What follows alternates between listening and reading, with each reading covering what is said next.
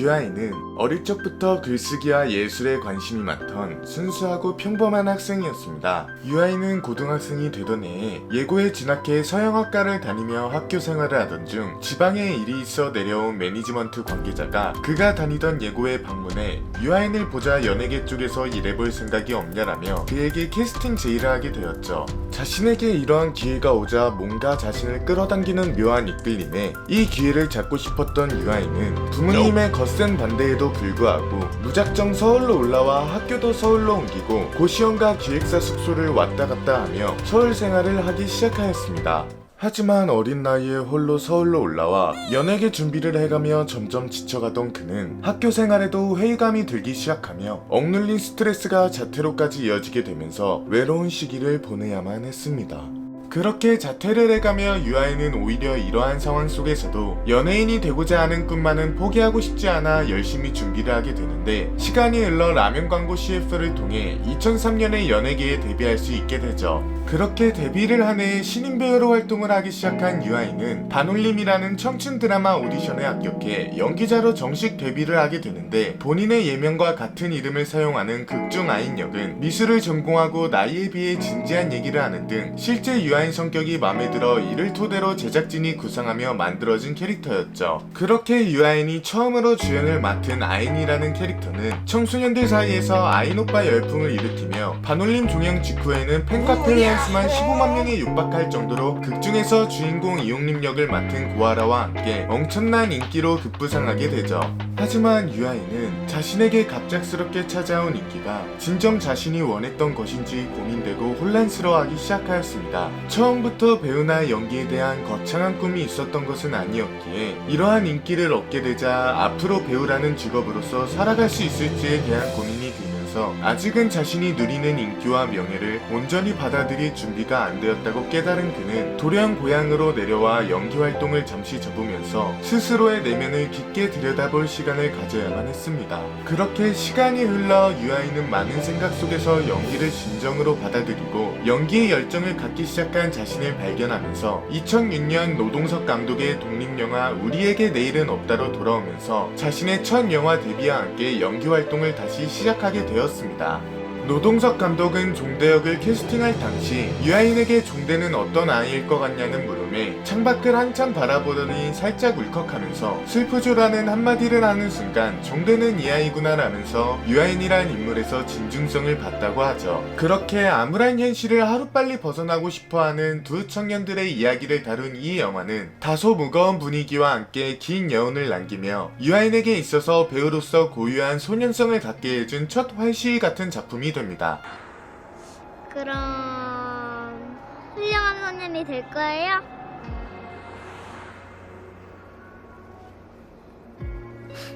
네.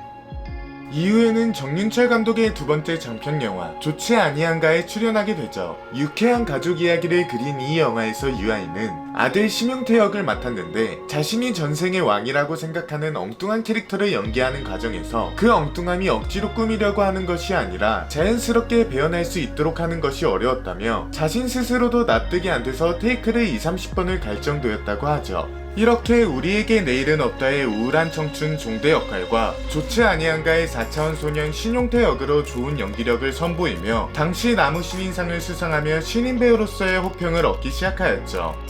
그렇게 점점 충무로의 자신의 이름을 알리기 시작한 그는 이번에는 요시나가 후미의 동명 만화를 각색한 민규동 감독의 영화 서양 골동 양과자점 앤티크에서는 전직 복서인 파티시의 견습생 양기범 역으로 출연하게 되었죠. 이 영화에서 유아인은 남자 배우 4명의 조화가 잘 이루어져야만 하는 이야기라 아무래도 분량 면에서는 다소 적을 수밖에 없었는데, 본인의 분량에 대해 아쉬움은 없느냐는 질문에 맛있는 영화에 적당량의 재료로 쓰였다고 생각해요 라며 유아인스러운 재치 있는 답변을 하기도 하였죠. 그렇게 자신의 필모를 단단히 쌓아 올라가던 그는 한 드라마에서 작품을 맡게 되는데, 정은걸 작가의 인기 로맨스 소설 성균관 유생들의 나날을 원작으로 한 조선시대 금녀의 공간 성균관에서 벌어진 벌어지는 청춘 4인방의 성장 멜로 드라마 성균관 스캔들이란 작품이었죠. 이 드라마에서 유아인은 느낀 그대로를 말하고 생각한 그대로 움직이는 순도 100%의 인간 거로 문재신 역으로 캐스팅되었는데 제작 초기에는 다른 역할로 제안이 왔지만 대본을 받고 거로라는 역에 푹 빠져 해당 역을 따내기 위해 서너 번이나 거로 역을 자신에게 맡겨달라며 컨셉이나 의상 메이크업을 세세하게 준비해와 제작진과의 설득 끝에 따낸 역할이었습니다. 사실 유아인이 거로 역에 캐스팅됐다는 사실이 처음 알려졌을 때는 원작의 거로가 지닌 거친 이미지와 어울리지 않는다며 원작 팬들의 반대 여론이 일기도 하였는데 당시 그의 이미지는 여리여리한 미소년 이미지였기 때문에 방영 전부터 캐스팅에 대한 우려가 있었습니다. 그렇게 드라마가 시작하고 뚜껑이 열리면서 유아인이 맡은 거로 역은 대박이 났습니다. 그가 연기한 거로는 세상을 바꾸려는 청춘이면서 좋아하는 여성을 묵묵히 지켜주는 역할을 연기하며 결국 많은 인기와 함께 이 캐릭터의 이름을 딴 신조어 거로 아리를 만들어낼 정도였죠. 그렇게 이 작품으로 20대 대표 배우로서 주목받았고 그가 배우로서 지닌 고유한 이미지가 대중적으로 알려지기 시작해 작품을 선택할 때 폭도 넓어질 수 있게 되었죠. 이후 유아인의 다음 작품은 대부분이 트렌디한 로맨스물의 남주인공을 연기할 것이라 예상했지만 대중의 시선을 의식해 자신의 작품을 정하는 것보다 그것들을 떨쳐내고 자신의 의지대로 작품 선택을 하고 싶었던 유아인은 다음 작품으로 로맨스물과는 정반대인 김여령 작가의 동명소설을 각색한 영화 완득이란 작품을 찍게 됩니다. 이 영화에서의 유아인은 주인공 도안등 역을 연기하였는데 캐스팅 당시 완득이의 캐릭터 설정상 발차기를 시켰더니 발이 허리까지밖에 올라오지 않아 걱정이었으나 이에 유아인은 아침 8시부터 해질녘까지 킥복싱 훈련을 받아 머리 위까지 발차기하는 등 자신의 운동신경을 늘려가며 감독의 걱정을 말끔히 해소시켜주기도 하였죠. 그 결과 유아인은 소설 속 도안득과 높은 싱크로율을 선보이며 안정적인 연기를 펼쳤고 김윤석 배우와의 앙상블 역시 호평을 받으며 모두의 예상을 깨고 당일 슬리퍼 히트작으로서 전국 관객 531만 명을 동원하고 제3회 올해의 영화상에서 올해의 발견상을 수상하는 영광을 얻게 되었습니다. 하지만 유아인은 완득이 이후 다른 작품들에서는 흥행면에서는 다소 주춤하였는데 자신의 흥행력에 비하면 너무 큰 영광을 누리고 있는 것 같다며 다소 아쉬운 마음을 내비치기도 하였죠. 그동안 유아인은 주로 반항기 어린 인물들을 연기하느라 자신의 연기 스타일에 일관성이 생긴 것 같다며 연기의 변화를 필요로 했는데 시간이 지나 그는 이러한 갈증들을 해소시킬 수 있는 작품을 만나게 됩니다. 이 작품은 자신의 재능을 모르고 살아온 천재 피아니스트 이선재의 음악적 교감과 애틋한 사랑을 그린 멜로드라마 미래였습니다. 이 드라마에서 유아인은 천재 피아니스트 이선재 역으로 캐스팅되는데 피아노 연주신을 촬영할 때 유아인은 실제로 자신이 직접 타건을 하자 이를 본 실제 유명 피아니스트이자 미래에서 조인서 교수 역을 맡은 박종훈은 깜짝 놀랄 수밖에 없었습니다. 유아인은 캐릭터를 위해 피아노 연주자가 보내준 동영상을 보며 연습을 해왔는데 스피드와 건반 위치 심지어 호흡까지 완벽히 똑같이 따라하는 그를 보며 감탄을 내뱉을 수밖에 없었죠. 그렇게 미래 2회에서 등장한 유아인과 김희애의 뜨거운 합주시는 테스트 촬영도 실제 촬영도 각각 하루라는 시간을 온전히 쏟아부으며 각고의 수많은 노력 끝에 비로소 탄생할 수 있었던 명장면이었죠.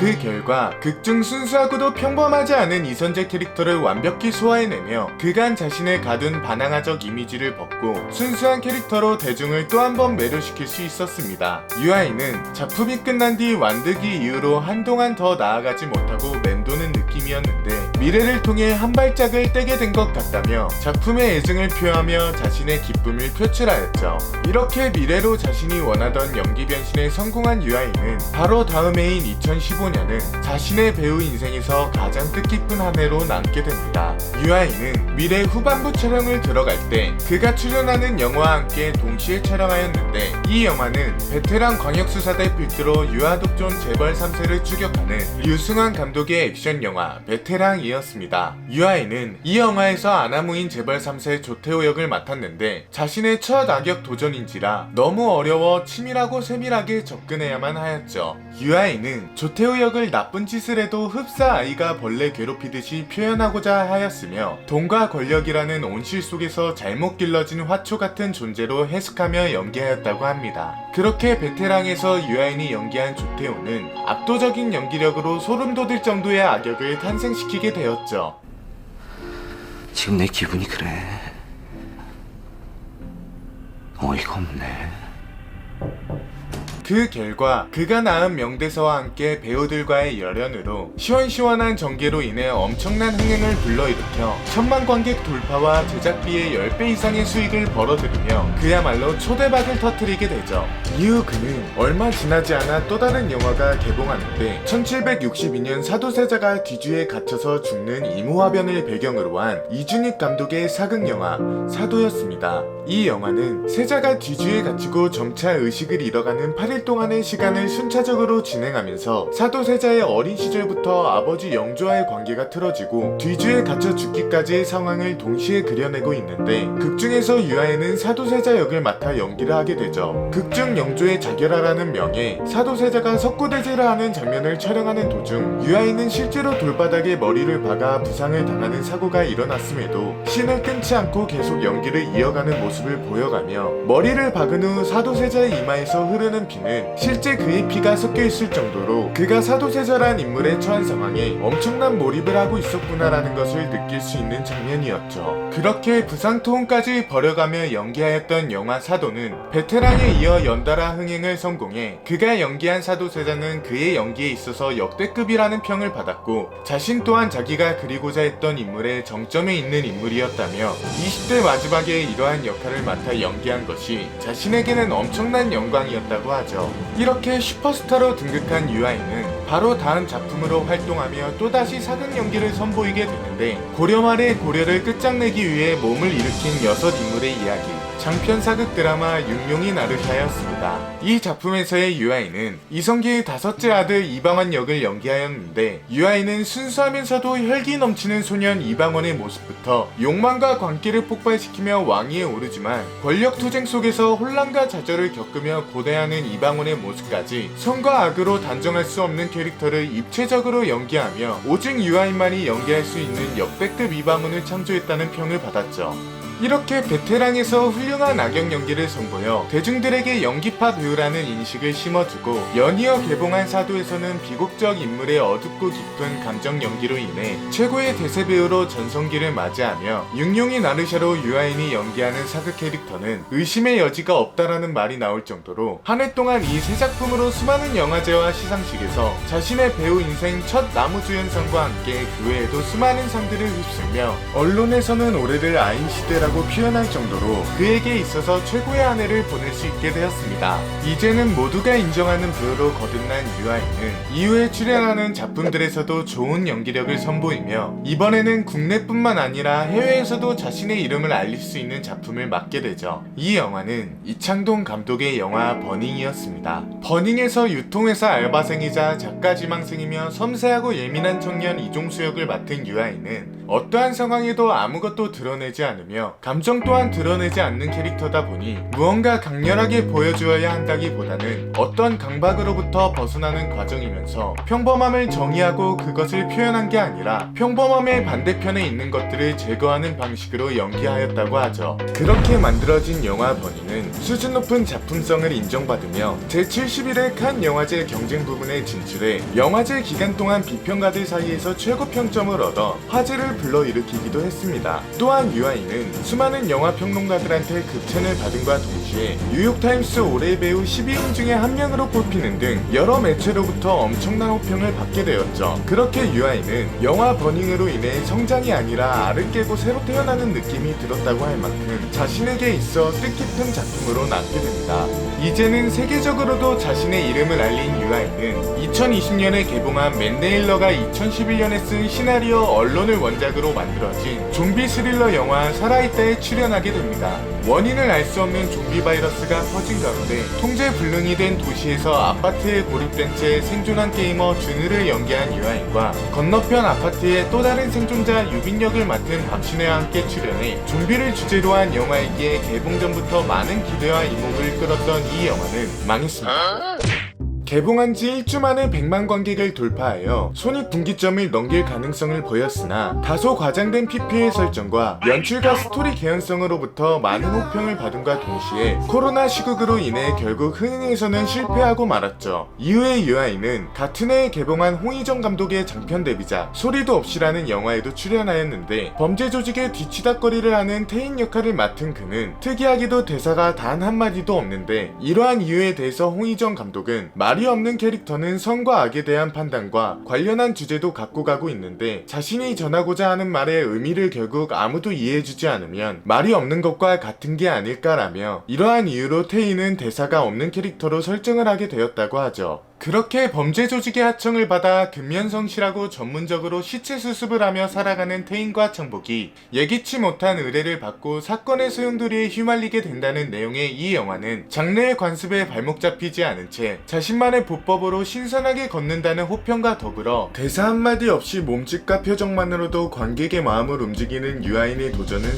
성공적이었다라는 평과 함께 이 영화로 인해 각종 영화제에서 또 한 번의 나무주연상을 휩쓰는 영광을 얻게 됩니다.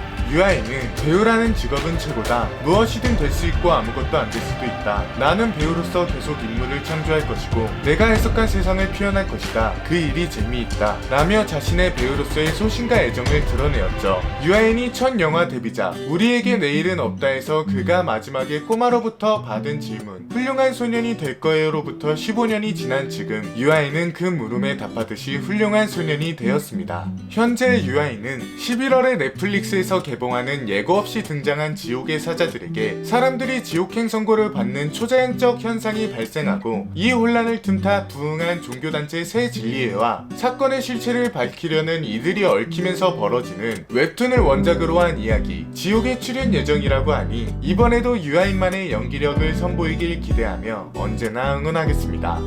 오늘도 긴 영상을 끝까지 시청해주셔서 감사합니다. 구독과 좋아요는 영상을 제작하는 데 있어 큰 힘이 되니 꼭 한 번씩 부탁드리겠습니다. 그럼 다음에 만나요.